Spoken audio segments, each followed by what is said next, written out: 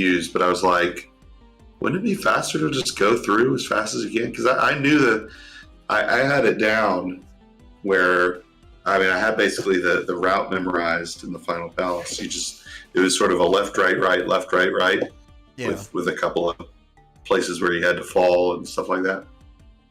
And it seemed pretty fast, but I guess he had a better route that involved some glitches that would sort of teleport him to the end somehow. But yeah, Those are definitely usually the best routes. yeah. Those are just like whoop. Yeah, but he did have to still get past a couple of the jumpy chicken guys, the little red chicken guys, and he managed to. There were tricks to get by them without getting hit at all, which was amazing. Yeah, because they're very difficult to avoid.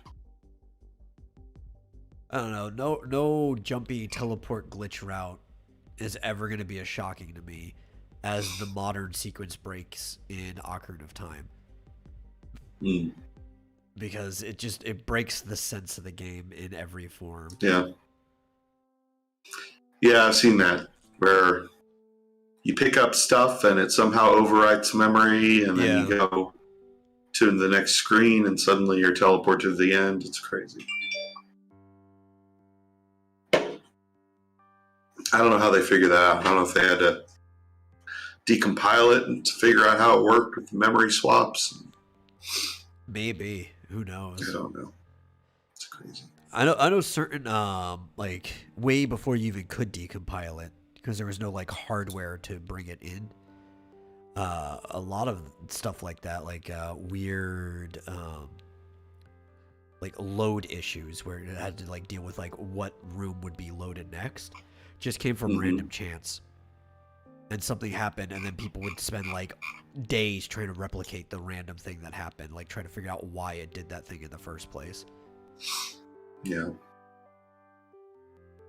But yeah, now that you could just take like a ROM, or even like there's hardware for you to load the physical cartridge into your computer and like basically decompile it, it's like, I don't know, it feels kind of cheating to figure out like what to do that way.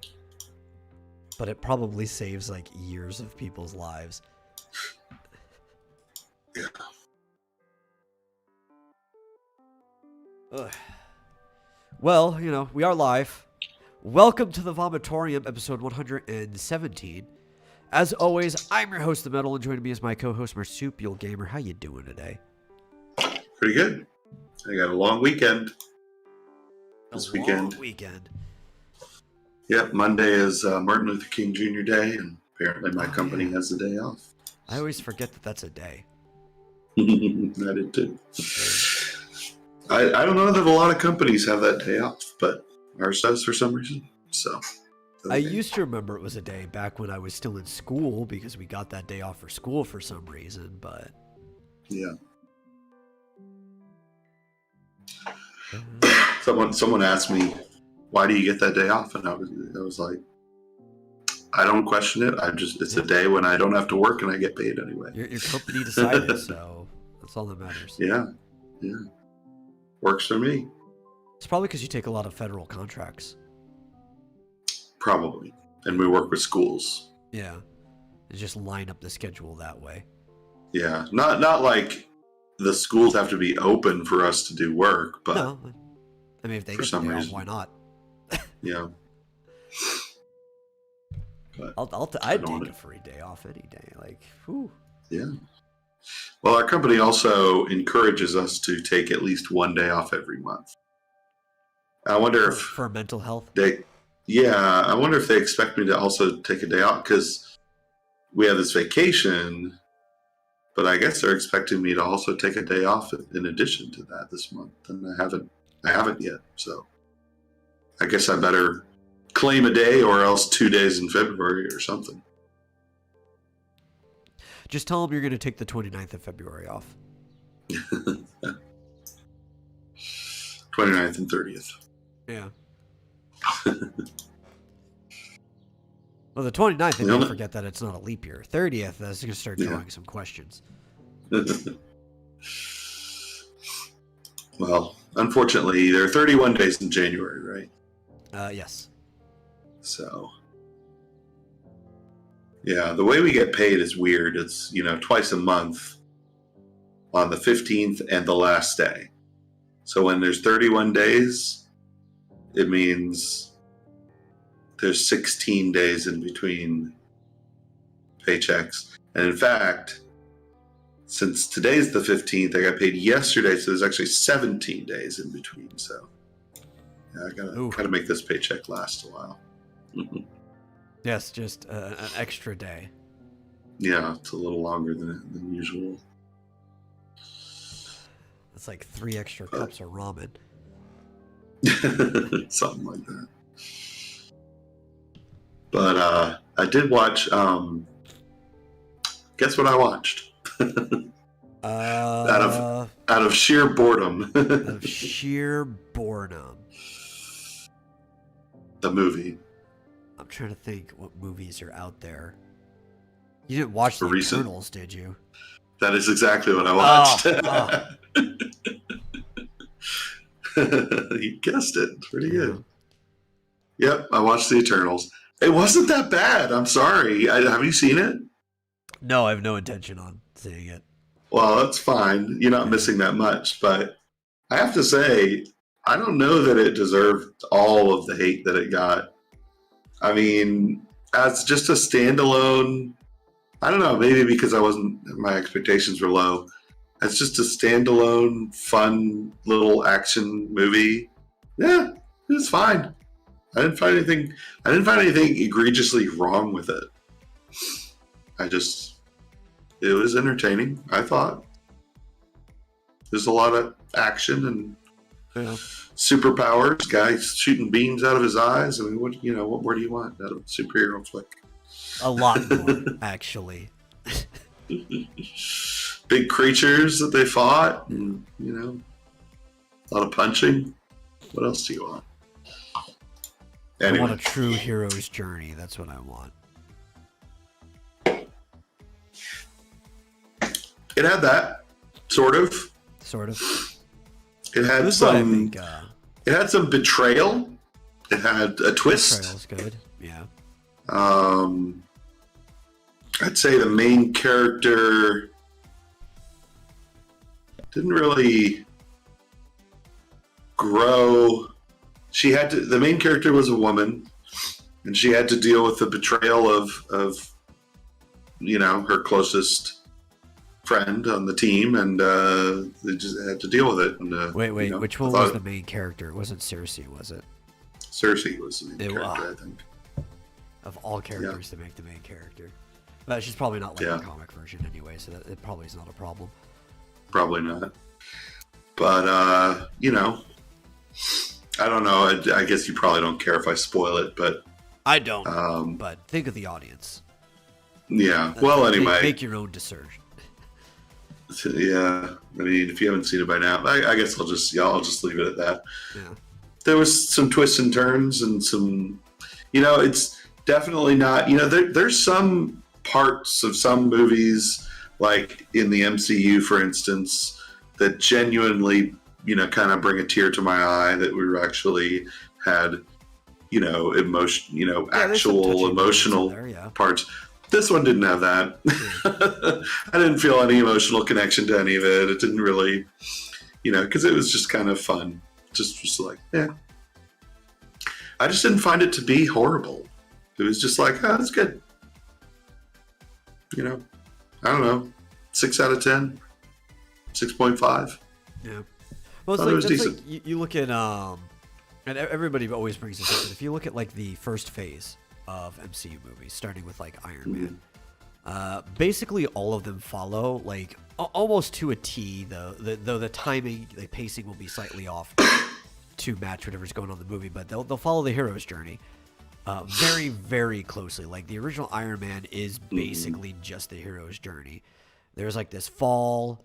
And he like rises up. He takes the call to action, and it follows like every single plot point perfectly. Yeah. For it, and they were doing that for a while, but they were still varying it up enough that it wasn't just the same story over and over. And then all of a sudden, they just decided What if we just don't? Yeah. Yeah. I mean, I guess it's kind of hard when you're dealing with characters who are immortal. Yeah. And, like, according to the plot, like, they actually explicitly say that they're meant to be unchanging for all eternity. And it's like, yeah, you're not going to have much of a hero's journey there. Yeah. Which is very different compared to the comic version, because they talk to them like that's the case, right? Like, and they talk about each other, that we're these unchanging forces that are always there. But they were constantly changing. Like, the plot points, the things that would happen, their interactions with each other, with mortals and stuff, would often change their views on a whole manner of subjects. And some of them even flip from being good guys or bad guys. And if you're truly eternal, you're not going to change, like, your entire worldview and which side you're on. Yeah, there's a bit of, I don't know what you call it, the lack of explanation as to the conflict. Like, they're on Earth for one mission, and they just kind of decide they're going to change they're going to change their mission. But they don't really explain very well why. It's just like, okay, they just decided. Okay, change of plans. Yeah. We're here to bring a celestial to life, but we just decided not to do that. How about just not? Meh. It's like Disney with the hero's journey. Yeah. Because it's kind of like, the call to action part is one of the most important parts of the hero's journey, and people have the excuses like, well, you can't really do that with a sequel. It's like, oh, yes, you can. Because you can get different calls to action throughout somebody's life, even once they've already accepted the role as a hero. I mean, this had that because it was kind of like, I don't think it's a spoiler to say they're on Earth for thousands of years. They're fighting these deviants, right? These big, huge creatures, and they basically wipe them all out, and then it's just like, okay, we're done. And so they're going to kind of just create a life for themselves for 500 years, and then suddenly the deviants are back. So, we've got a new problem, and they're more powerful than they ever were before. This also upsets me that this came a little late, because this would probably be a spoiler, but I don't know if it really matters. This would have been a good explanation for where Thanos came from, because in the comics he is an Eternal, and one of the reasons that he was an outcast is because he had deviant syndrome, which is what made him look like a deviant. It was a birth defect, and he was picked on in school because he was actually kind of like a nerd. He was studying science and stuff, and in the comics, when they were off on a field trip, there was like I think it was a cave-in or whatever, but he was visited by Lady Death, like the actual embodiment of death, and she like convinced him to kill all of his classmates while they were out there, and that's what actually set him on the path of being the Thanos that comes later on. Well, in the end, they kind of imply that by having his brother show up. Oh yeah, or at least a guy who claims to be Thanos' brother. Eros, I think his name. Yeah. Eros. Yeah. Or something like that. He's like in the post-credit scene.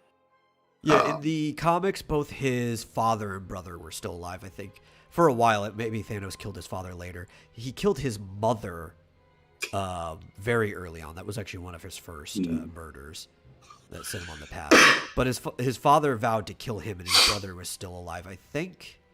Might even still be. I don't know if he died sometime between like the 80s and now. I still want to know what's going to happen, or if they're going to come back around to that guy. Is it Adam? I think Adam Warlock? from Guardians of the Galaxy. Like they were kind of implying that he was coming along, but yeah, and it was so weird. They introduced her first, right? And then she made Adam. Well, her. This is literally her name. I think they used one of her other names, like Alicia or something like that. The Golden Lady that was in Guardians 2. Yeah. In the comics, she's actually a clone of Adam that was made to be his perfect partner, and she was seeking him out. Oh. But they did it kind of like the other way around here, where Adam was like made of her. Yeah. Yeah. I guess there hasn't been they're working on Guardians 3, right? So maybe it'll come up there. Guardians 3 is looking like it's going to be as Guardians of the Galaxy, but instead of what's her face from Image Comics. I'm trying to get the name right now. They brought her in as Thor's older sister. She was originally from Spawn. I'm trying to remember her name. Queen of Hell. I think it starts with an A. The one that broke Mjolnir or whatever in the movie? No, not actual Hell. God dang, I'm trying to remember her freaking name. She's Hela? No, not Hela. I'm not talking about her. They made Hela Thor's older sister, but she wasn't in the comics. Why am I blanking on this name? It's gonna bother the shit out of me. Maybe Josh Angela, Queen of Hell. She was originally an Image Comics character. Neil Gaiman brought her over with him.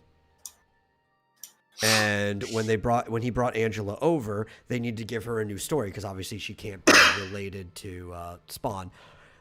She was an angel originally that fell down from her position. There was kind of like a betrayal that happened, and she was cast into Hell, and she had to rise all the way back up fighting the armies of Hell, and then she ended up like killing people in heaven. But when they brought her over, she had a completely different backstory because she had to be a new character, and she was actually like Odin's firstborn or whatever, even before Baldur. And she was kidnapped by angels, which are from like the 10th realm, right? Mm-hmm. They're not actually like angels in the one above all's henchmen or whatever sense. They're just like another astral being like the Asgardians that have their own realm, and she was raised there, and then as a weapon to be used against Asgard later on. And eventually, they broke her like mental gap or whatever, and she ended up joining back up, and she even ruled over Asgard for Thor after Odin's death. Because he wanted to go back and do Avengers things. Like, the realms need me, but somebody still needs to look over Asgard. And for a while, there was actually this comic called Asgardians of the Galaxy, a more recent one within like the last decades, and she was running around with the Guardians of the Galaxy. So I think they're going to do that sort of thing, but without Angela, they're just going to put Thor there. Okay. Because it looks like after Love and Thunder or whatever, that Thor is running around with the Guardians just from the end of Endgame.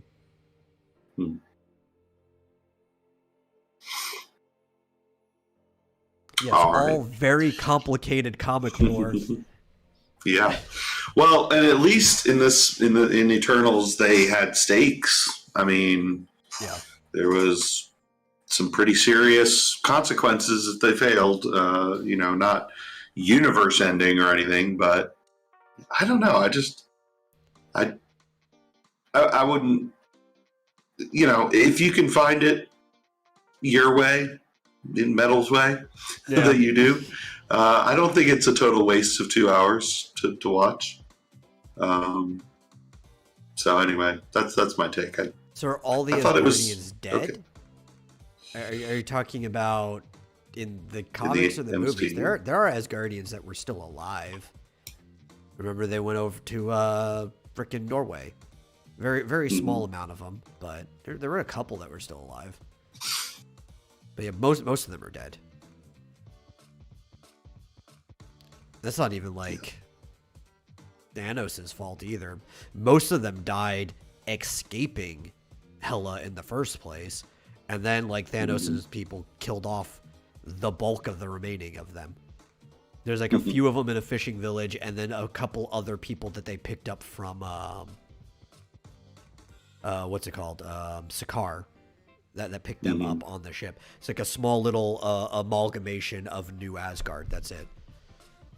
Yeah, and I guess like, what are they called? The Valkyries or whatever? I mean, are they basically There's only Asgardian? one Valkyrie, but yeah, there's they're only one. Asgardians, and that Valkyrie was the only one remaining. She was the last of them. They were all killed by Hela in that flashback. Did Hulk bring them back? No. No, because he only brought back people that were killed by the snap. Yeah.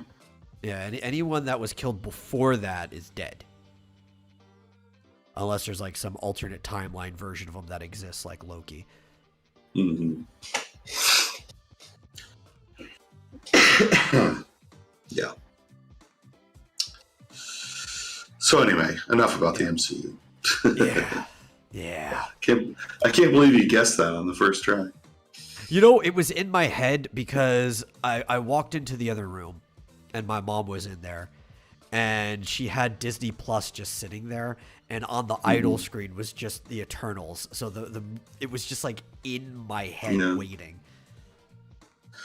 Well, I did not. I bought it from Apple. It was on Apple TV, so I was like, I'm gonna watch this because I'm bored. He could have just wished for everyone killed by Thanos to be brought back. To be fair, Thanos wasn't the one that killed most of the Asgardians anyway. It was his henchmen. So I guess maybe anyone killed by Thanos' forces. I don't know how it works specifically. You'd think there's like a near or like nigh infinite amount of things you could possibly do with the gauntlet, but also it's not like a genie with a lamp or anything.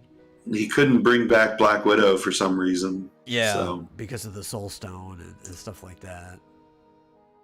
For reasons. Yeah.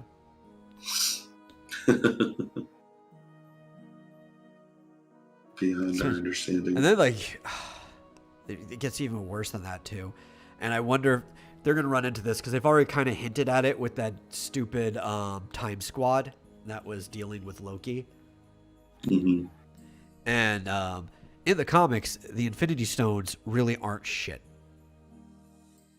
Right? They seem like they're the greatest thing ever at first. But then you realize that there are many things that are just beyond the Infinity Stones. Like they just don't get affected by them outright. Like the cosmic cubes, they don't care. Infinity Stones are nothing to them. You can literally not affect them with it. Certain Celestials, just like you try to do whatever you want to them, and they just sit there unfazed.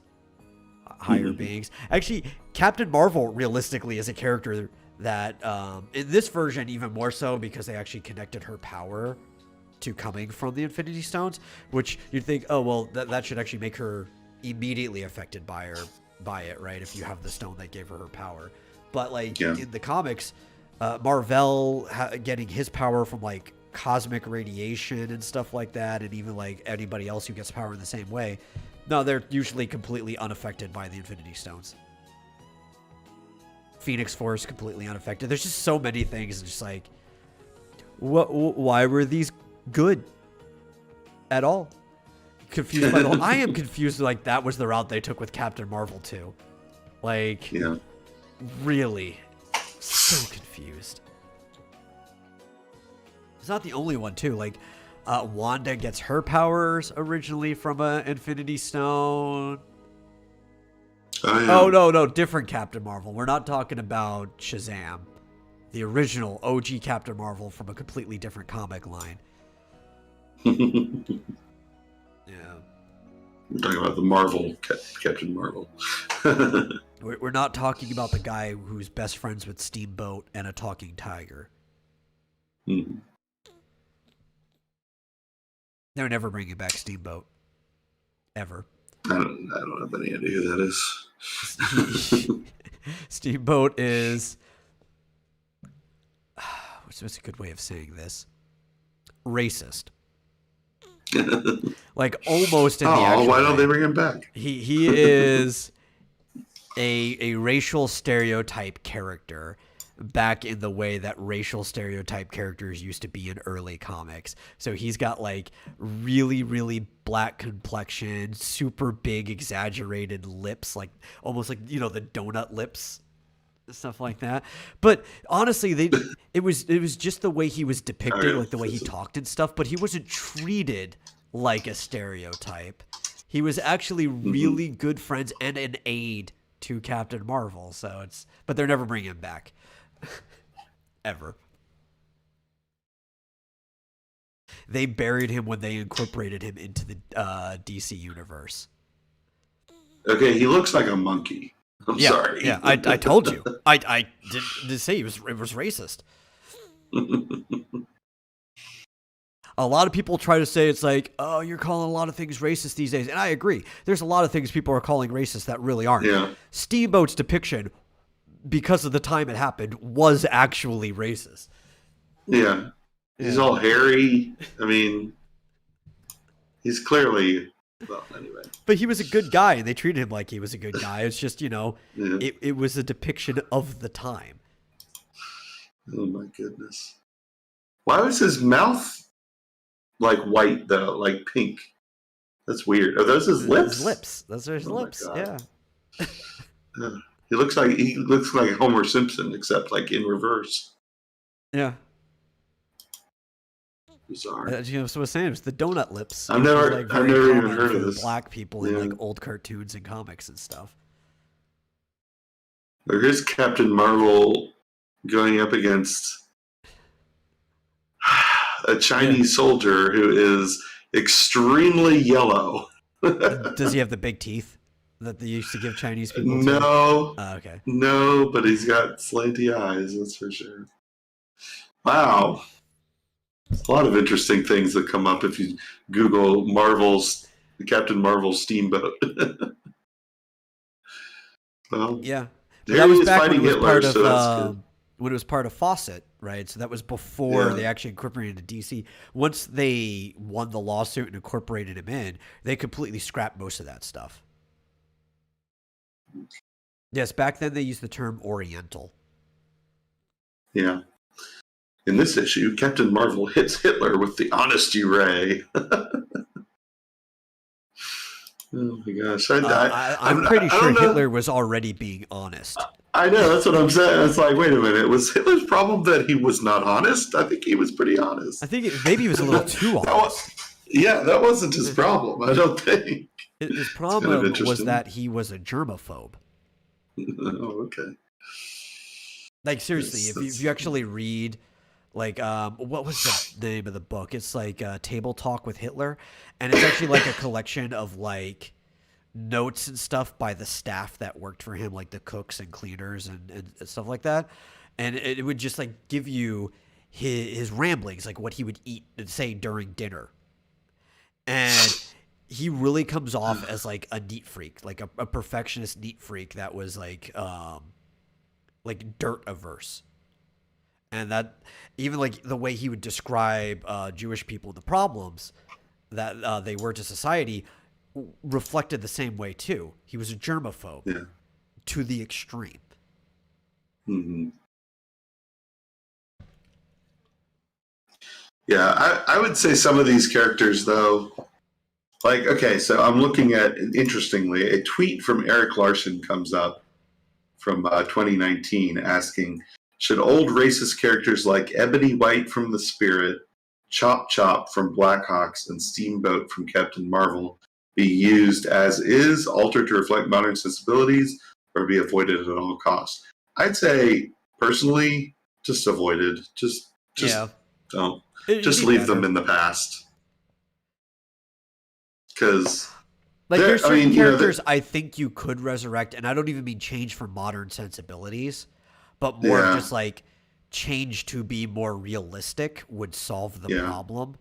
Because that's the problem with those old depictions, is you have people that are drawn to be realistic like a person, like Captain Marvel was like the standard comic book design of a human being at the time. And then you have Steamboat, who looks like he walked straight out of a Disney cartoon. and doesn't look like everybody else in the picture. And a lot of the stuff Captain Marvel fought back then, like even like Chinese people, they look like they came from cartoons and they didn't fit the designs of the comic. If you were to just draw them more realistically, that wouldn't even be fitting modern sensibilities. That would just be the proper thing to do. But I don't think anybody would do that. If they did bring these characters back, they'd fucking kill them. Maybe even worse than they were before. So it is better to just leave them in the past. Yeah, I mean, I think there's plenty of stuff. I mean, stuff from the 80s and 90s, I think people claim to be racist, sexist, bigoted, whatever, and really aren't, I think. And they're fine. They're probably fine as is.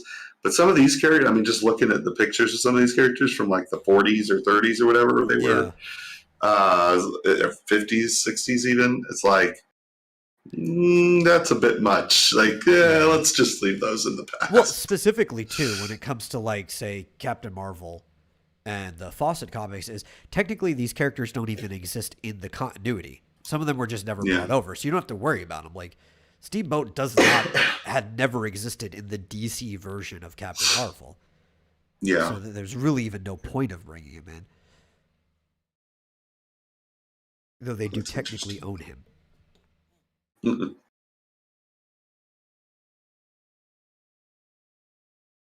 Yeah, Chop Chop apparently has the gigantic teeth. Yeah, very I've never heard of that one. Chinese design back then. Yeah, interesting. But that's the thing. Like, you'll say maybe Steamboat is a living cartoon. It's like he wasn't built. He's not like Mr. Takitani, right? He was like literally a tiger that was brought up like he was a stuffed animal turned into a walking tiger in a suit, right? It's like these were supposed to be actual people, but they weren't drawn realistically. They were drawn as caricatures in the way that, like, say, white people in those books weren't drawn as caricatures. They were drawn to be more stylized to match this realistic format. It was still kind of cartoon because nothing was like photorealistic, but they were all drawn with like realistic proportions, except for these stereotypical caricatures of people. Yeah. I see a question in chat that's probably a little too political for this show. So I don't know if you want to. Not that I mind discussing those things in general, but, you know, doesn't really... I'm just trying to think of how would I go about answering that if we did. Oh, no, you don't have to apologize. Yeah. No, that's fine. It's just not typically a topic that we talk about. Oh, I mean, I don't care. We'll talk about fucking anything. I mean, it's a very good question. If we had actively censored what happened in World War II, I think we would not have learned from history. Yeah, probably not. The problem. I don't think it would have changed how we reacted with this pandemic, though. So the actual question, to read it out, is how do you think we might have reacted to the pandemic response if we actively censored what happened with Hitler and what he did? The problem is I don't think that affects the pandemic response too much because in some ways it's still being handled like the earlier pre-Holocaust times, right? They're even starting to separate classes based on their vaccination status and stuff like that. So people are already not seeming to learn from the past. So I don't know how much of a difference it would have made, whether it was censored or not. Point. Yeah. I mean, look what's happening in Australia. It's crazy. Oh, yeah. They're basically concentration camps. And then the news are trying to go on saying, it's like, no, look, people are happy. They're voluntarily there. Look at these supermodels. And that actually turned out to be a complete lie. Yeah. But anyway, we could go off on that tangent for hours, I suppose. But possibly. Well, I already don't think people learned from the past. That's what I'm just getting at. Like, yeah, that's a good point. Yeah, at least you know I don't know about you. I'm in a sane place because Texas ain't putting up with any of that bullshit. Yeah, and I'm in Alabama right now, and Are they we doing don't do fine anything. there? Yeah, oh, that's good. Yeah, like I went to the movies. I went to see Spider-Man: No Way Home a couple weeks ago, and I started to walk into the theater, and I was like, oh wait, I forgot to bring my mask. And I was like, wait, I don't need a mask. What am I talking about? Like I actually kind of paused and thought about it, and then I was like, wait, no, nobody else is. We don't care. Yeah. But it's funny because like the person giving the tickets is wearing a mask. Waiters and waitresses, wear a mask, but it's like they don't care if anybody else does. Oh yeah, I don't wear a mask anywhere I go, because it's actually like mandating a mask outside of like maybe if you're in a hospital or something is actually technically against the law in Texas. Yeah. And like No, I did go see a doctor in December, and it was required to wear a mask. But I understand that. I mean, you're in a hospital, it's a doctor's office. if I go to the hospital with my mom for her stuff, I'll Yeah. put like a bandana around my face or something. Yeah. But like for the most part, like I'll go on morning runs. Every 2 weeks when my brother gets paid, he likes to go hunt for Pokemon cards and stuff like that. So we'll hit up like every Walmart. And one of the Walmarts still has like that big sign out front. It's like, due to federal and state regulation, blah, blah, blah, you are required to wear a mask. And he's starting to put his on. It's like, aren't you going to put your mask on? I was like, no. And we walk in and like, almost nobody else is wearing a mask either. It's like that sign is just there from before the governor signed into the law that you're not allowed to require people to wear masks. They just never took it down. Yeah.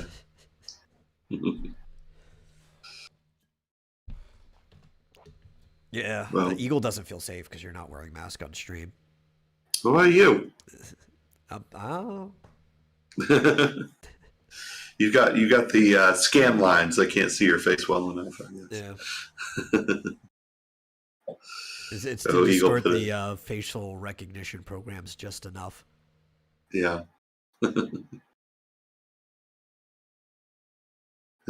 Country of Spain has classified it as a regular flu. Good for them. Because with the it wasn't before, but with the recent variant, it's basically the flu now. Yeah. Right. Or just a cold. Yeah. Well, for most people, the flu is just a cold, right? It's only really dangerous in like the same demographics that COVID is when you're like above 50 or have a comorbidity, right? That's when it starts to get dangerous. So at that point, it looks exactly like the flu. And even for young people, I mean, the flu, it's maybe going to be a severe cold at worst. You might be out for a couple days and then you're back to doing whatever you're doing. Yeah. Well, interestingly, as far as I know, we have not had anybody on our team at work out sick with COVID. At least not in the last six months that I know of. Yeah, I mean, we all work from home, so maybe people are just working through it and just haven't had anything bad. But also, if you spend most of your time at home, you're probably not going to get it. Yeah, exactly. But I still need to go get a haircut. Yeah. So, Illumio also is asking about the Book of Boba Fett. I canceled Disney Plus on the day they fired Gina Carano, so I'm not planning on watching it. Yeah. But I've seen screenshots, I've seen tweets, and it looks bad. It looks very, very bad. I saw it looks terrible. A minute and a half of it because somebody was watching in the other room. And the only bit I saw was him, raggedy, walking through a camp with sand people. And there was like sand people in his face, like yelling at him and while he was completely ignoring them. And it looked really boring. And that's all I saw of the show. I just saw his crew cruising down in multicolored Vespas. Yeah. Or whatever they are, speeders. And it's like, nope. Yeah. I don't know what that is, but that ain't it. Whatever that is, that ain't it. That ain't it. So, yeah. So it looks silly. No, he's not watching it. Only more silly things are to come. So speaking of TV shows, is actually a good transition to one of the stuff I came up. I actually got 2 TV series. I doubt they're going to be TV series. One. Let's see. I think both are Disney Plus. Yeah, both are Disney Plus. So calling them a TV series is a little bit of a stretch because they're not going to be on like air or cable. But these new streaming series, The Santa Claus with Tim Allen is getting a series for Disney Plus. And that wasn't a new movie? No. That's a series. Okay. Yeah. I'm surprised Disney is hiring Tim Allen. I am too. Interesting. And Real Steel, the Rock'em Sock'em Robots movie with Hugh Jackman, is becoming a series as well for Disney Plus. Is it starring Hugh Jackman or not? It doesn't say. The other one says that Tim Allen's in it. This one doesn't say if Hugh Jackman's in it or not.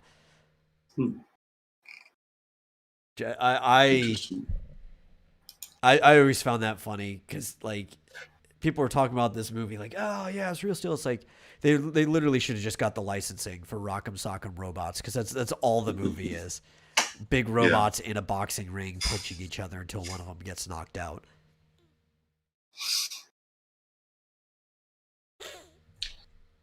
Yeah, I don't know. I've thought about this question. How much longer do you guys think before TV is completely phased out? I mean, it kind of depends on what you mean by TV.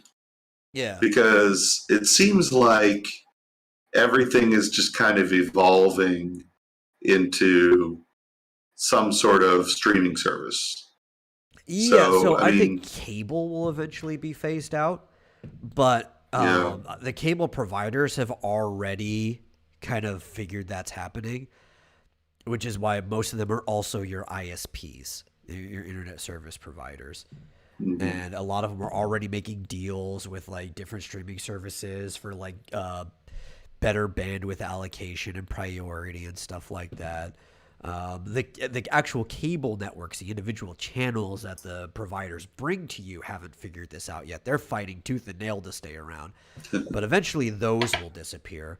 Some of them, the smarter ones, have transitioned to having their own streaming services like CBS and HBO and stuff like that.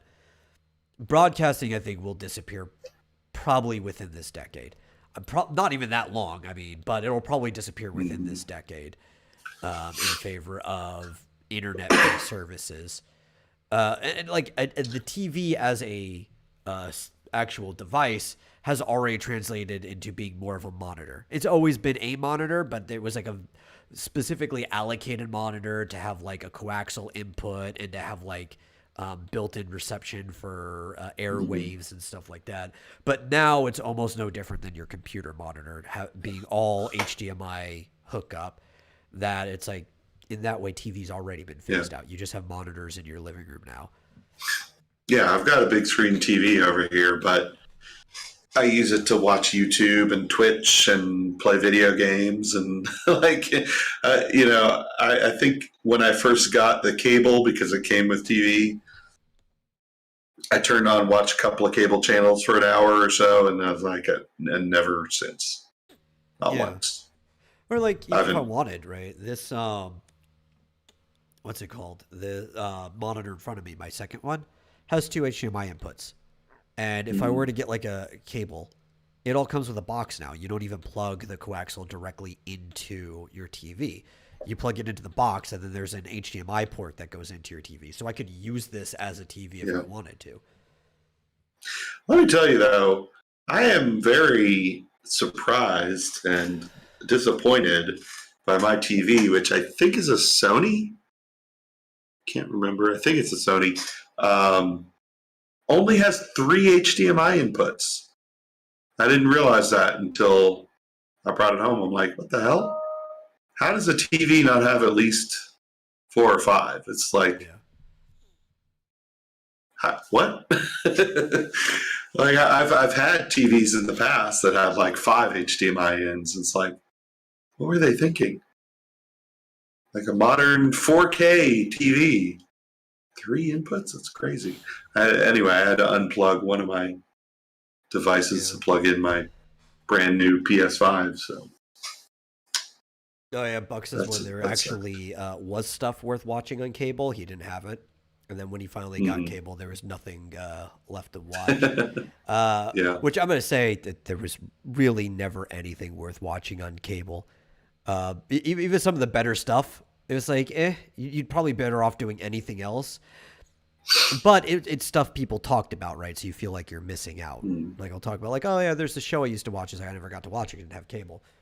To be fair, we didn't technically have cable either. My dad would go up to. We lived right next to the telephone pole, so we'd go up and get it the old-fashioned way. Mm-hmm. You know, we still have AM and FM radio. Yeah. So I mean, I don't think that broadcast TV is going away anytime soon. There's a difference there, right? One of the big differences, you spend a lot of time in your car, or most people spend a lot of time in their car, which is why that radio stations have been successful for so long. And you know, there's some people who don't use the built-in radio stuff. There was like people who plug their phone in and they'll just use whatever, like their signal, and they'll aux it in or whatever, or use your frankly, Bluetooth now. When I get in the car, I put on some YouTube channel, usually some talk channel, like Hard Bastard or something, and I'll play that while I'm driving. and there's a thing about a radio too. One of the things that have prolonged radio is also things like iHeart, right, which allow you to do the broadcast right here, which could be a way to prolong TV broadcast. But radio is also a lot cheaper to operate, right? A lot of it becomes pre-programmed scheduling. Disc jockey doesn't even have to touch it. It's all digital now, which to some extent TV is. But you don't make as much on ads on TV as you do on radio. Radio spots are actually worth a lot more than TV spots are these days, outside of special things like the Super Bowl and stuff like that. I think it's going to be too expensive to run eventually, which is why they're just going to move more into these like streaming platforms. Yeah. And I think a lot of people are realizing, because some of the alternatives that we're getting TV stations to run like that, a lot of networks are dropping out of YouTube TV as of this year. Like a lot of them are just like, it was going to be this big thing that we're going to bring TV directly to the internet audience, not making enough money. Even like YouTube Red gives it to you. You don't have to pay extra for it, for the minimum stuff. I think you do for like cable stuff, but things on air you got with YouTube Red. And just a lot of networks are pulling out because it's just not making any money. I was surprised when YouTube dropped Cobra Kai, because that was originally on YouTube. And I actually bought YouTube Red for 1 year just to watch Cobra Kai, or maybe it was for a few months. I don't remember if you can do monthly, but that was the only time that I ever actually paid for YouTube, was to watch Cobra Kai. And then when they dropped it, I was like, oh, I'm not going to pay for that anymore because there's nothing else on. But I'm surprised. I bet that brought in a lot of people. I don't understand why they didn't keep it around. But I'm just so glad that Netflix picked it up, because man, have I been enjoying it. Yeah. But, I watch even like cable news. I don't watch it on TV. I watch it on YouTube, or frankly, I watch cable news through the filter of an independent news analyst watching cable news. So it's funny because I never watched any CNN or MSNBC until I started watching Hard Bastard. And I've gotten, and he's I guess you could call him conservative commentator on YouTube. He has introduced me to more, or exposed me to more different viewpoints by exposing me more to CNN and MSNBC, by showing clips and commenting on them, which is kind of interesting, because I used to have friends when I lived in Nashville. I had liberal friends, which was fine, and we would disagree and stuff. And one of the things one of my friends would say to me was like, you got to watch more CNN. You got to watch more Mad Out. You know, he knew that they were left leaning, and he was like, But you got to gotta expose know yourself what the to other this. side is thinking. Yeah, yeah, and I think he hoped that I would start to agree with them on some things, but no, just let you know how crazy they are. Yeah, really. But I never did until I started watching conservative, basically talk radio, essentially on YouTube, because they would play like a lot of clips, you know, and they tend to give you the full context because they want to show, you know. So it's kind of been interesting that I still don't watch those shows on cable, but I watch a lot of it on YouTube. I'll be right back. Oh, okay. What the hell am I going to talk about? I think he's going to go blow his nose or something. Illumio says, and I occasionally cross-reference with legacy media. Oh, me too. I rely on Tim Pool for that. Yeah, there you go. And I mean, you know, Steven Crowder, he plays clips and stuff like that. Well, I'll tell you, obviously I talk about him a lot, but HB is my favorite go-to YouTuber, and he will play full-on, you know, clips of these shows from Mad Out to, you know, Stelter and all that kind of stuff, and comment on them. And yeah, sorry, yeah, it's really exposed me. Nosebleed. Oh gosh. No, it's not that bad. It's barely even dripping. I just went and grabbed a bunch of toilet paper so I can clean up if any of it comes out. Used to it. I've had it my whole life. I understand. Yeah. So yeah, no. But yeah. So I don't. I agree. I don't watch TV.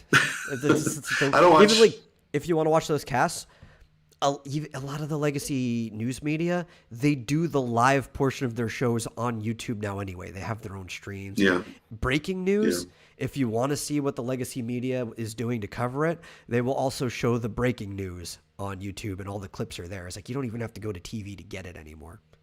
Yeah. Or go to their website, like foxnews.com or something like that. But honestly, I don't. I don't watch them as firsthand. I watch them through other things. If I want to watch the news, I go to YouTube or BitChute or, you know, any of the other sites. So I don't know. I don't know what's happening with I understand radio does have more longevity for a good reason. But Fishozo says, I thought spontaneous nose bleeding was only a thing in Japanese cartoons. No, it is a real thing. Did a beautiful woman walk by? Is that why your nose started bleeding? Do you need me to show you? Do you need me to show you that? Will this make your nose bleed? No, I'm fine. It's great picture though. But actually, that's never that's the thing that I don't think is actually a thing. Because what it's representing is she was not nude, by the way. Yeah, a rush of blood to the head. Yeah, it's what it represents in the cartoon. It's a rush of blood to the head, so it's actually talking about a different thing, but using a familiar metaphor to describe it. But spontaneous nose bleeding is a thing.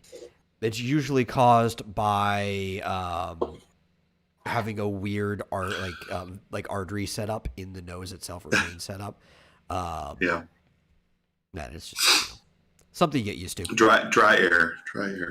Well, that could spur it on. Yeah. Yeah, I guess if you get flushed in the face, that's what it was supposed to represent. Yeah. Basically, like a rush of blood to the other head. Yeah. Yeah. Suppose so.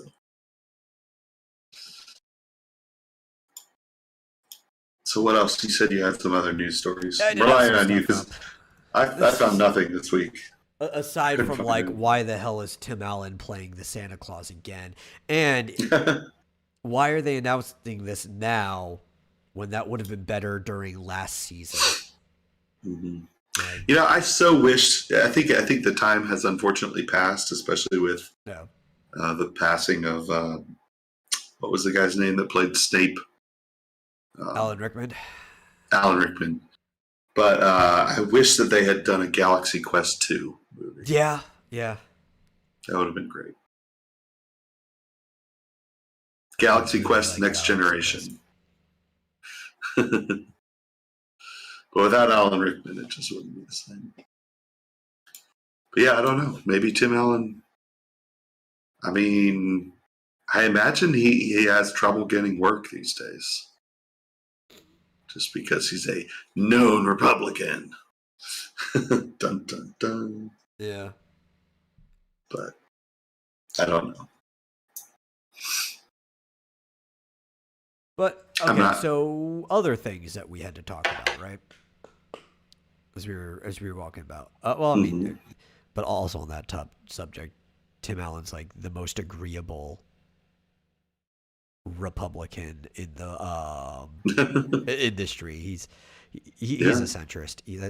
He always has been, because even a lot of his stand-up was particularly making fun of his dad and not necessarily himself. So he's probably one of the most agreeable guys that you could talk to. I'm not surprised that people still get along with him.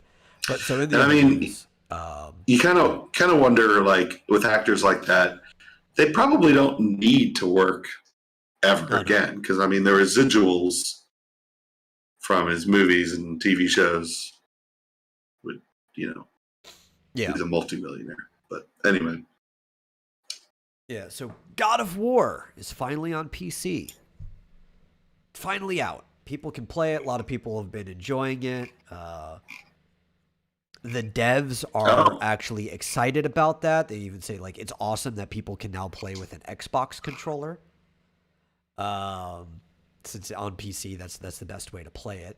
Actually, from what I hear, the game actually plays better on an Xbox controller than a PlayStation controller, but that's probably just because the Xbox controller is a better controller in general.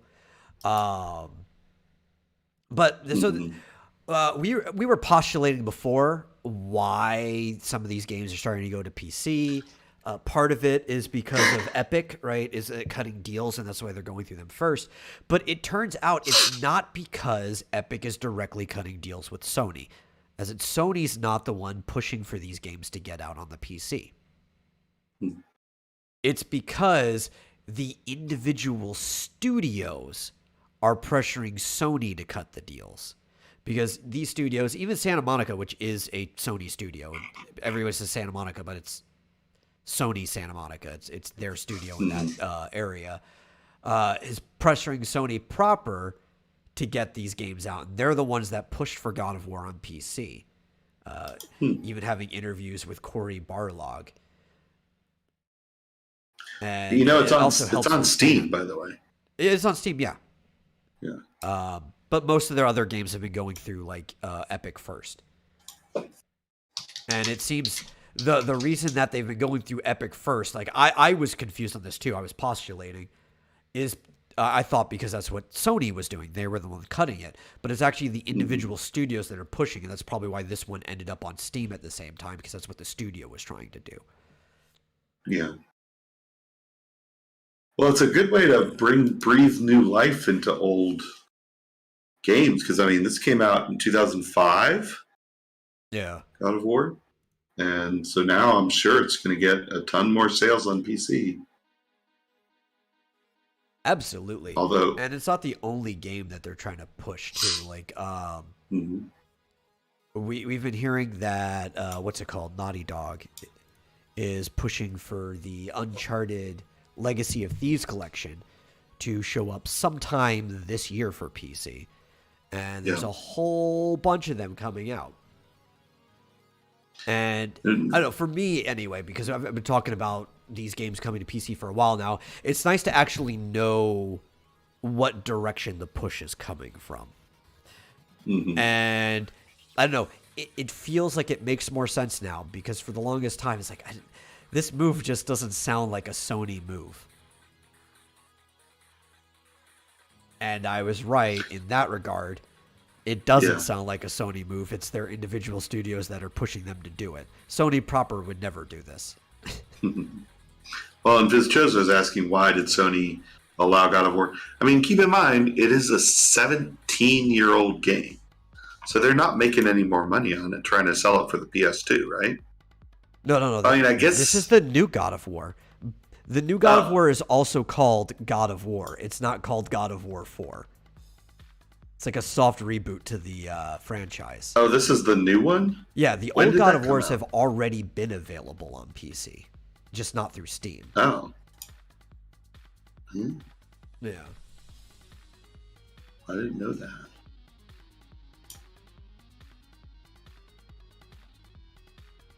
I don't get the question, how would Uncharted even work on PC? Uncharted is a game designed for consoles. You know, Uncharted was designed on a PC, right? It's not like old games that were made in assembly. You could plug a controller in and just play Uncharted. Hmm.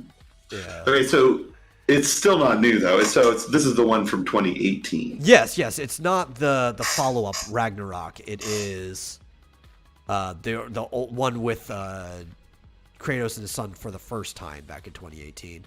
So they've made the bulk of the money they're ever going to make off of this game during the launch of that game solely on PlayStation. Yeah. So the new one, Ragnarok, hasn't come out yet, has it? No. Yeah. I think it's set for release at the end of this year, but I'm not sure. There have been talks for a while that it was being pushed back to 2023, but they're ahead of schedule, so we'll see if it still ends up getting bumped back to this year or not. Okay. They're really not clear on what they're doing. So my point still stands. We're talking 4 years after the original release. You're right. They've made the bulk of their money. There's no reason for it to be a console exclusive anymore, especially if it's a Sony studio. Sony's still going to be making money for releasing it on PC, right? Or yeah. They're still going to get a cut regardless.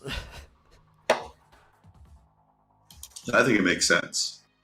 Yeah. I think if you can easily get it on PC, wait 2, 3, 4 years. In this case, whatever, 3.5 years, and release it on more platforms. Yeah. It's like I said, breathes new life into it. I'm sure that it looks like it came out yesterday, and it's on the front page of Steam. So I bet it's getting a lot of sales.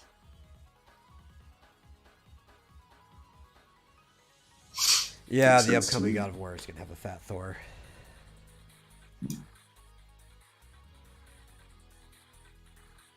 How long do you guys think before we start seeing games where you need to plug in like the Matrix?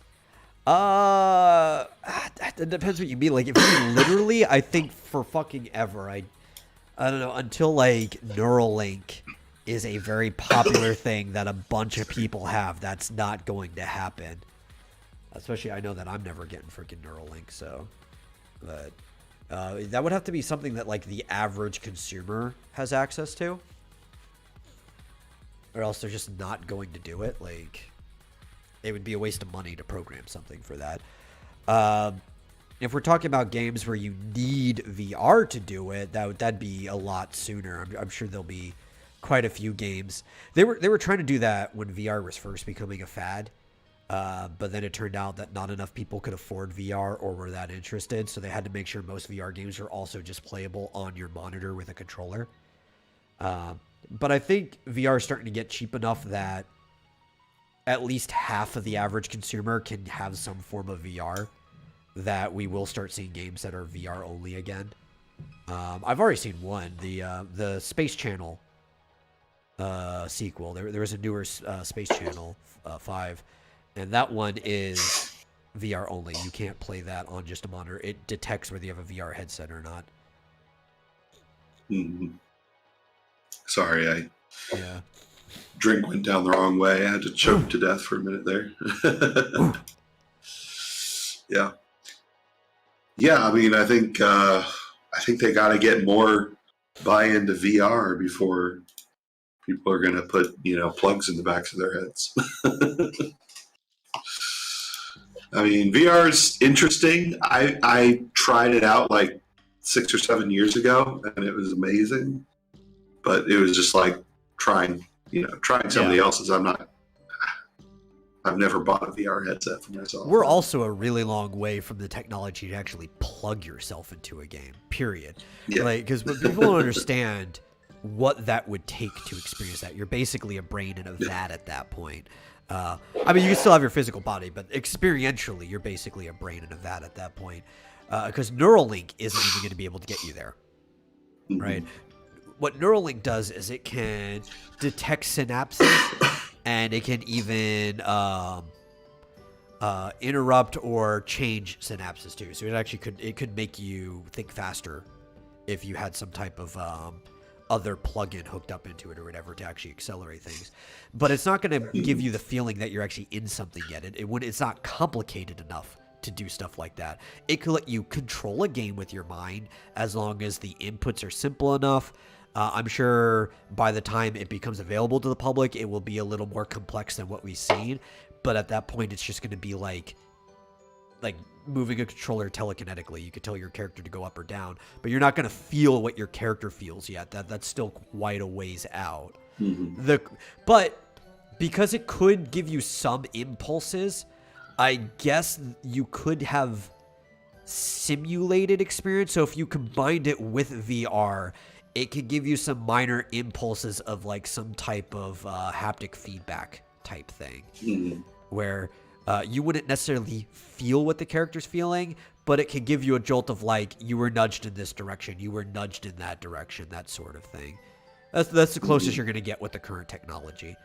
What you're talking about, unless something accelerates quickly, I'm thinking is maybe 2-3 decades off. I mean, you can put on a full like bodysuit with haptic feedback. Yeah, you could already do that now. VR headset, yeah. The And only then thing that it can basically respond is to your movements. You don't need the suit. It's all just up here in the brain. Yeah. You know, we already live in a simulation. You know that, right? Yeah. So. No, we live in an emulation. Really? Yeah. You know, actually, Illumio brings up Elon Musk. He's actually one of the big proponents of the simulation theory. Yeah. That we are already living in a simulation. No, what we live in is an engine. A complexity engine.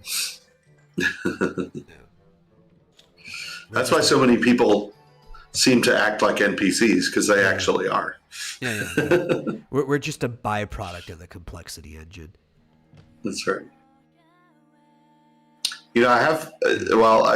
I'm tempted to try out a theory based on the simulation theory that you can manipulate reality through your own intentions, and this is why apparently like daily affirmations tend to work. I might start doing that. Just daily say, this is going to happen, just every day, saying it to myself and then willing it to happen. That's the theory of attraction. Right, that's that very old one where it's like you can manifest your will into reality, or the law of attraction as they used to call it. But it's not really a law. It's more of a model of reality that really doesn't match up to reality. So theory is a better term for it. Anytime you're making like a model of reality, that's when you use the word theory. Yeah, but the simulation is the best explanation that I've heard as to how that actually works. Which was going to read a shadow pulp. Yeah, keep saying that.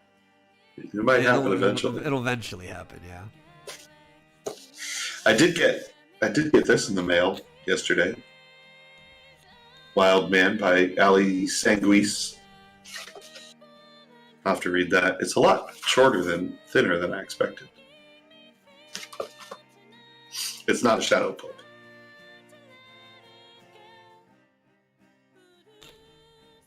What? Why are you silent all of a sudden? No. Well, anyway, yes, I'll have to let you know. I don't think I want to tell you what I'm saying every morning, but I'll let you know if and when it happens. It's like a birthday wish. If you tell somebody, it doesn't come true. Exactly.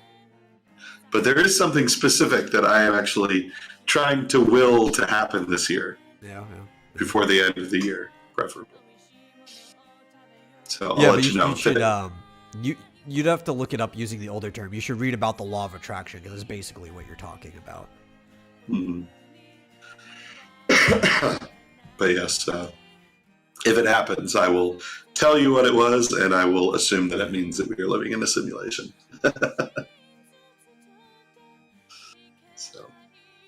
So. Eagle acting like it's a hard job to, like, you have to will me to read a shadow pulp. He could literally just send me a shadow pulp and I would read it, even if it's just a PDF. I have absolutely nothing against reading pulps. I enjoy them.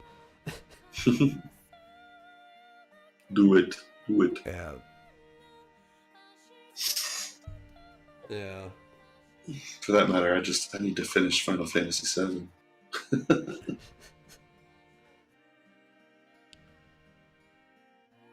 My problem is, I don't think God of War being on PC is actually going to get me to play God of War. Oh, it's definitely not going to for me. No, especially with what they're doing with the second. They're talking about that fat Thor before. It's like, that's not what Thor looks like. And everybody's trying to argue, it's like, that's what Thor would actually look like. It's like, no, not even fucking close. I mean, he wouldn't be shredded, that's for sure.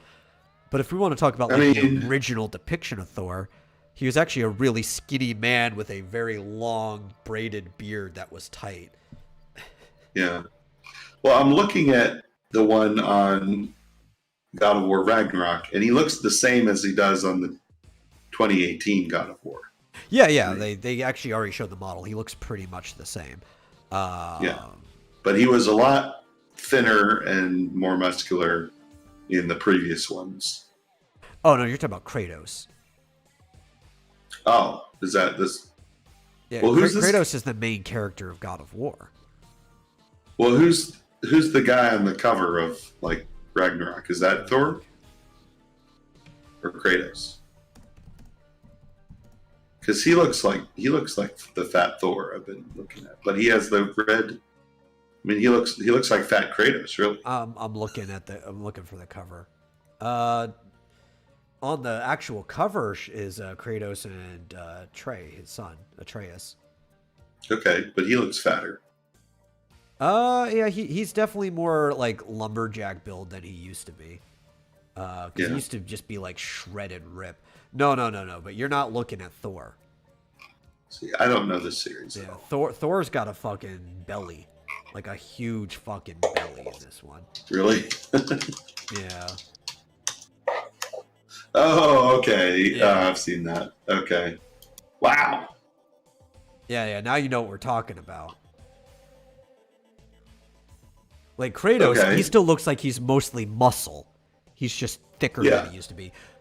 Thor's got an actual fucking belly. Like, why did they make him look like that?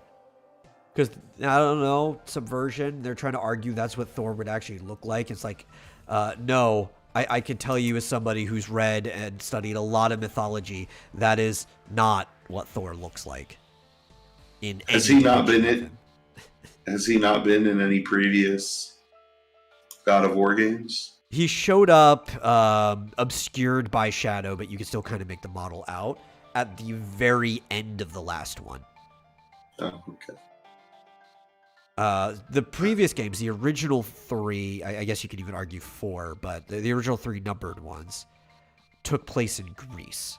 That's where Kratos comes from. He's a son of Zeus. That was the whole pantheon he was fighting. The last game took place up in the Norse, right? Up in Scandinavia, Asgard and stuff like that. The 9 realms. So we have a man who is actually a Grecian god himself now tangling with the Nordic gods. And that's why Thor shows up now. The last game, the big guy was Baldur. And the death of Baldur sprung the start of Ragnarok. I could see Odin looking like this guy. Yeah, because Odin's older. Right, and he's still a warrior, but he's not like somebody who's like cutting his chops every single day. And this is supposed to be kind of an older version of Thor, realistically. Like, he's already had 2 sons. But, like I said, the depiction of Thor was always supposed to be the embodiment of the young man, the young hero. Right, that is what he's supposed to be. He always had the visage of a young man. And even like the oldest carvings of Thor, going back like thousands of years, it actually shows him as a slender man wearing cloth and chain armor with a long braided beard. It looks nothing like most of the depictions that you see of Thor even modernly. He was always a redhead, though. Is this supposed to eliminate the female gaze? Is that the thing? I have no clue. Absolutely no clue. It's kind of like Loki. I don't get why everybody always depicts Loki as like this tall, skinny guy, because that is not how Loki's depicted in Norse mythology at all. Actually, Loki's kind of jacked because he's depicted as somewhat of a giant. The oldest illustrations of him kind of show him as bow-armed. You know, like a cowboy you would describe as being bow-legged. He's basically bow-armed. His arms are a big, thick U. He's like super broad shoulders. He's got like actual horns coming out of his head. And he is a big guy that even towers over most of the others. So I get the tall part. But Loki is probably as jacked as you would imagine Odin to be.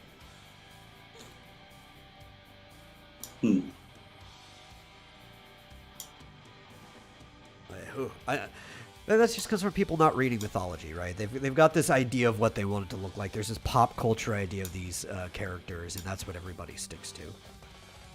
Yeah. Yes, also Loki's wife in God of War is black. So here's the spoiler. Yeah, Kratos' son is Loki. Atreus and Loki are the same person. Yeah.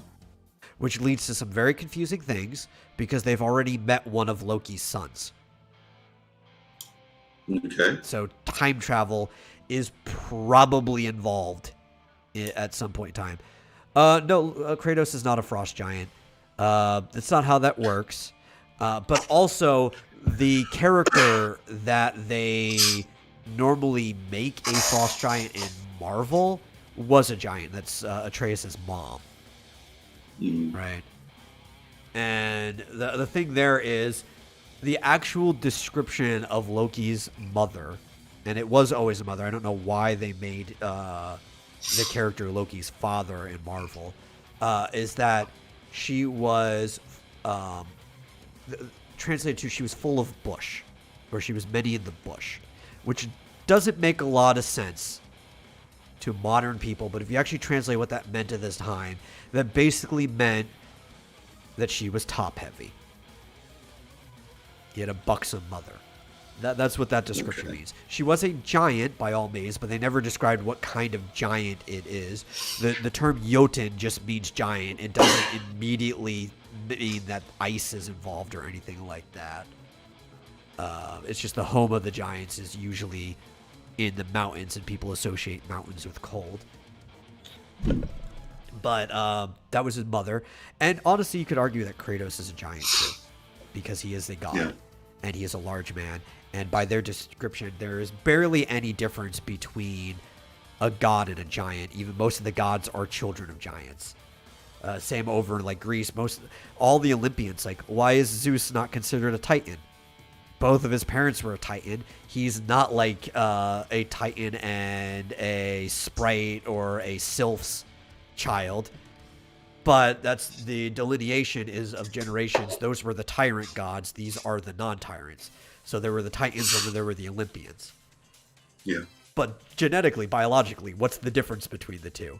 Same thing like Odin comes from giants. His father was the son of a giant, and his so on and so forth. What makes Odin different from a giant? The fact that he says he's different. That's the only thing. He is the Aesir now. Well, weren't a lot of Olympians the product of a god and a mortal? Some of them, but so the ones that you would call an Olympian, no, right? Because there's the original six, which are Zeus and his siblings, right? Which are Hades, Poseidon, Hera, Demeter, and wait, spacing on this real quick. Goddess of the hearth. Why am Hestia? I spacing on it? Hestia, yeah. Hestia. Those were the original 6. Hestia remained a virgin, so she never had any children. The other 6 Olympians are all children of Zeus, whether it is with one of his siblings or another godly being like a sylph. Actually, one of them I see. specifically, Zeus didn't have a mate for. He ate a woman who was probably a sylph that was going to have his firstborn son because he was given a prophecy that his firstborn was going to kill him like he killed his father and his father before him. So he ate his pregnant wife, and as she digested, a new child, Athena, was born inside of him, and the other gods cut her out. So technically, Athena doesn't have a mother. Zeus is both father and mother to her. Aphrodite, you could argue she's a Titan. She came from the froth of not Cronus, but Uranus's ballsack after Cronus castrated his father. Very good. Yes. So she should technically be the same generation as Cronus. You could argue she's a Titan because of that. She is a weird being. Mm-hmm. But yeah, demigods are products of gods and mortals. They are not Olympian. Even demi means a step below. Some of them become gods, though, if they shed their mortal being. So like Heracles sent himself up as a burnt offering at the end of his days. Mostly kind of repent for some of the things he did when he went wild, but he burnt off his mortal coil, and the god portion of him actually went up to Olympus. Funny, though, the way they depict it, his mortal half separated from him, and there is a shade of him down in Hades. Because his own descendant, I think it was... I'm trying to remember which one it is. Might have been Theseus.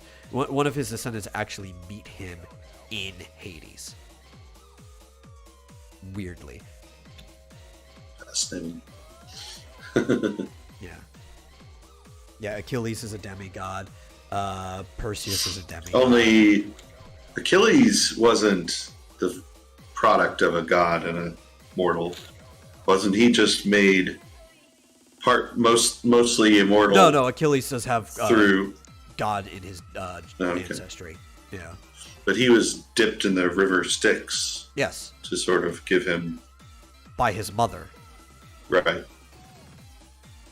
She was the one that held him by his ankle. He actually is a demigod. But not all demigods are equal, right? Like, some of them need help to be strong. They're not all like Heracles, who have the strength of Zeus. Right. Yeah. I don't know how we got on this. Oh, we were talking about God of War. God of War, yeah. Demigod is the most tortured. What's his name? Dionysus. That's the most tortured. Dionysus? I thought he was drunk all the time. He was also a burnt offering. But you know what? He also became... He's a full god, too, after his torture. He actually is a full, like, Olympian. He is venerated as a god. There's a couple that ended up that way.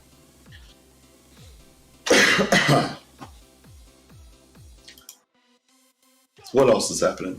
Dionysus' entire life is torture.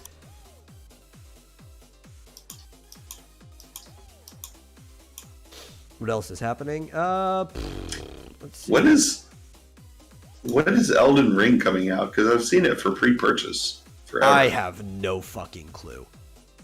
Oh, February 24th, apparently. In better news, Final Fantasy XIV goes back on sale January 25th.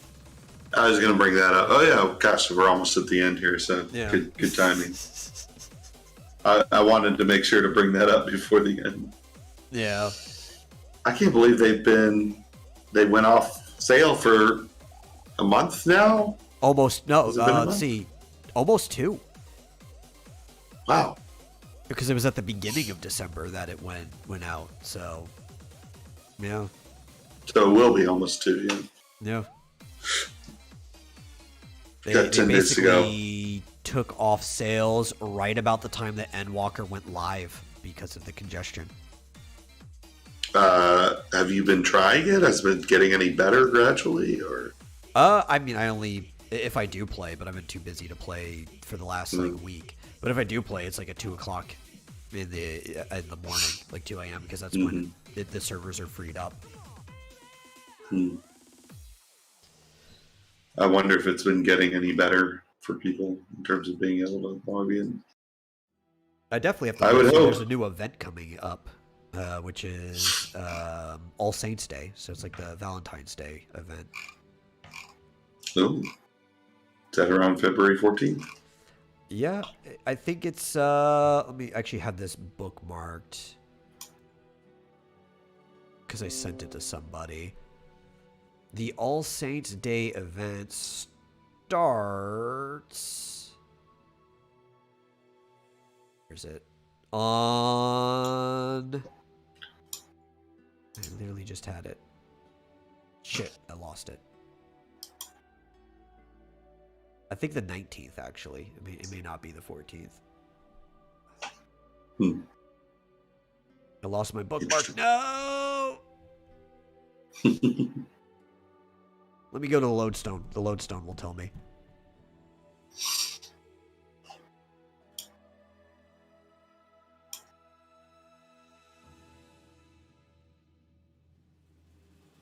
Come on, lodestone. Load. Some bitch.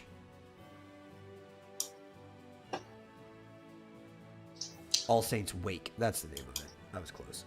Okay.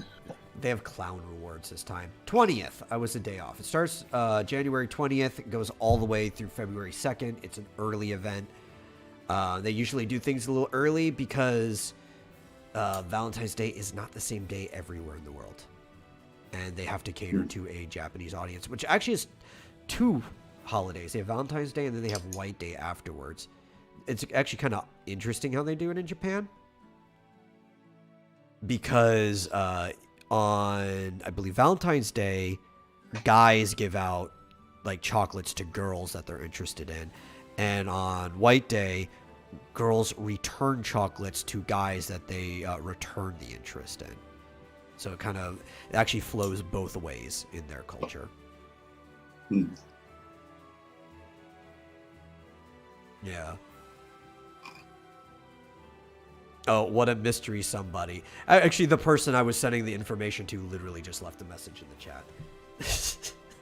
That's why I had it bookmarked before.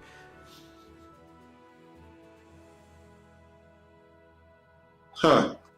Here's an interesting story that we should probably What we got? watch out for in the future, as I don't think there's anything much to it today.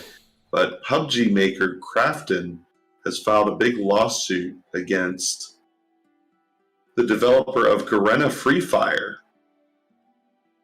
because they say it looks too similar or something. Although I'm surprised. I thought Free Fire came out before PUBG. I guess not. don't know. I'm barely familiar with the name. Was it Garena?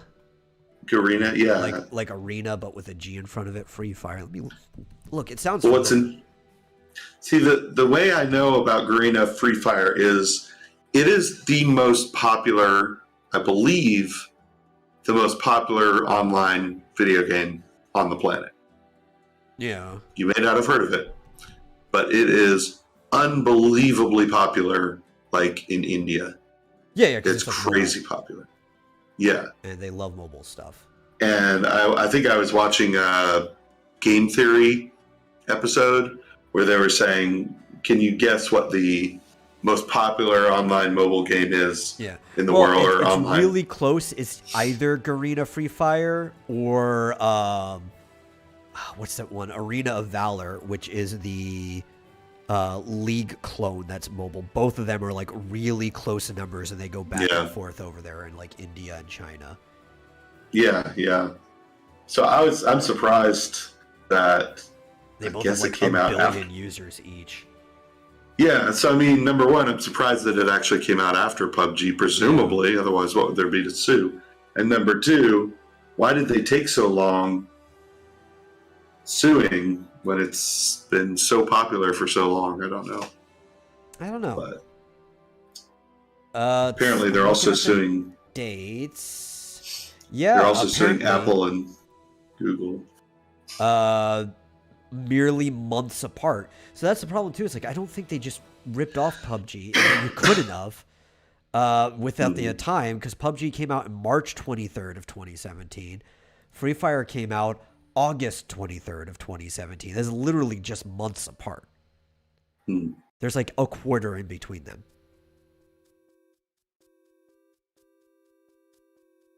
And like, even if you were like trying to clone somebody's game, I think to do it right, it would take more than a quarter to do. Yeah, and then split development, like all the stuff they'd be doing on their own since then too. It's like, I don't really think they have a suit there. I mean, and I guess they could be saying that they added certain features later that made it look more like PUBG. Yeah, but everybody does that. Yeah, this looks I like really crap. don't think they have a case. Like, they're saying that they copied Battlegrounds' copyrighted unique game opening airdrop feature, and I'm like, doesn't Fortnite do that too? yeah, you literally cannot trademark or copyright a mechanic like that. Apparently, they got a copyright for it. Yeah. I think they believe they have a copyright for it. Yeah. Because you can attempt to copyright or trademark almost anything. Whether that holds up in court, on the other hand, is a completely other question. Yeah. Well, anyway, that just popped up, so I thought that might be interesting to follow and see where it goes. Yeah, that does seem interesting. Definitely more interesting than the other thing that I had pulled up that we don't really have time to talk about, which was about Blizzard's radio silence right now. But that's not that interesting. That's just more follow-up on the shit we were talking about previously. Yeah. It's like Generalissimo Francisco Franco is still dead. Yeah. Blizzard is still silent. Yeah. During all these strikes, after even saying, hey, we're going to be more transparent and have a clear line of communication, complete radio silence. Yeah. Probably a smart move, frankly. Yeah. What could they possibly say? I think the smarter move is to collapse the Blizzard division and just go back to only being Activision again. And even though I think personally Activision's got a worse history, all the heat's on Blizzard right now, so it'd actually be cleaner for your company to go back with the more tarnished name historically. Yeah. In an unrelated story, G4 is also radio silence. Yeah. After their meltdown. Why did people think this was going to be good? I mean, not enough people listen to our show, but we told everybody this was going to be crap before it even happened. G4, when we were talking about G4's comeback, it's like I was kind of interested to see what was happening, but we kind of knew it was going to be crap.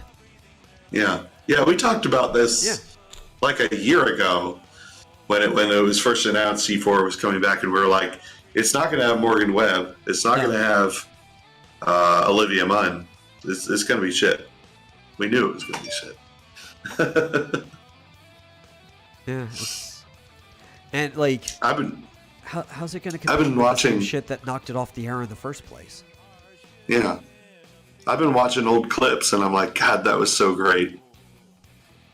The Attack of the Show and X-Play and all that stuff was so great. 15 years ago or whatever. But not anymore. It was a lightning in a bottle. You can't capture that again. So. Oh well. Oh well. Yeah. That's pretty much the show. Pretty much. Yeah. Thank you all for watching. If you enjoy the show, please share it with somebody else who might enjoy it. And if you really like the show, consider giving a donation to streamlabs.com/Vomitorium Live. really helps us out, paying for the hosting fees, and again, helping me not spend money on other shit like this when I need to be saving up for equipment like a replacement scanner. In the meantime, we will see you guys in the next episode. Bye-bye.